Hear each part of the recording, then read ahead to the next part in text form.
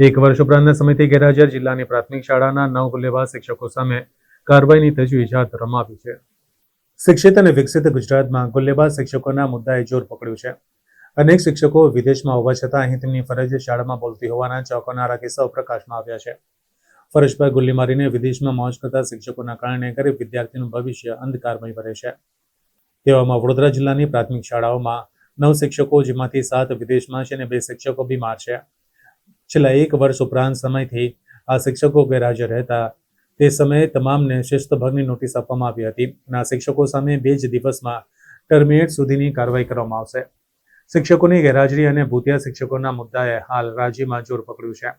ત્યારે તમામ ઘટનાઓ વચ્ચે શિક્ષણ વિભાગે બિનઅધિકૃત રીતે શાળામાં ગેરહાજર રહેનાર શિક્ષકો સામે કાર્યવાહી કરવા રાજ્યના તમામ જિલ્લા શિક્ષણાધિકારીઓને આદેશ આપ્યા હતા, જેમાં ગેરહાજર રહેનારા શિક્ષકો સામે કાયદાકીય પગલાં લેવાનો નિર્ણય કર્યો હતો। વડોદરા જિલ્લા પ્રાથમિક શિક્ષણ અધિકારી મહેશ પાંડેએ માહિતી આપતા જણાવ્યું હતું કે જે તે સમયે વડોદરા જિલ્લાની પ્રાથમિક શાળાઓના 9 શિક્ષકો સામે શિસ્તભંગની નોટિસ આપવામાં આવી હતી અને આ શિક્ષકો સામે 2 જ દિવસમાં ટર્મિનેટ સુધીની કાર્યવાહી કરવામાં આવશે।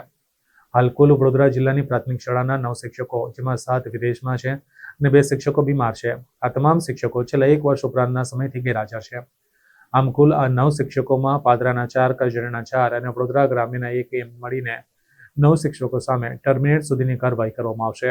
આ શાળાઓના આ શિક્ષકોની જે ઘટ છે અને એ ઘટને લઈ અને એ શાળાના વિદ્યાર્થીઓનું જે ભૂલકાઓનું શિક્ષણ બગડ્યું છે એ ખોટ એ ક્યારેય ભરપાઈ ના કરી શકાય એવી જ્યારે આ ખોટ શિક્ષણમાં ઊભી થઈ બાળકોની, એ કોની બેદરકારીને લીધે?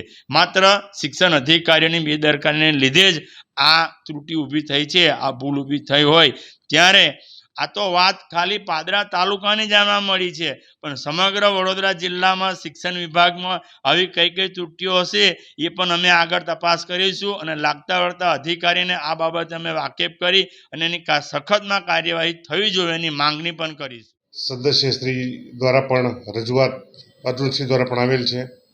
આમ આપણે જોતા વડોદરા જિલ્લામાં વડોદરા તાલુકામાં 1, કરજણ તાલુકામાં 4 અને પાદરા તાલુકામાં 4, 1 વર્ષ કરતાં વધારે સમયથી શિક્ષકો સતત ગેરહાજર છે। ઉપલી કચેરી દ્વારા તેમજ નિયમો અનુસાર તેમની સામે કડકમાં કડક પગલાં લેવાની સૂચના આપવામાં આવેલ છે અને નિયમો અનુસાર તેમની સામે કડકમાં કડક પગલાં લેવામાં આવશે। Thank you.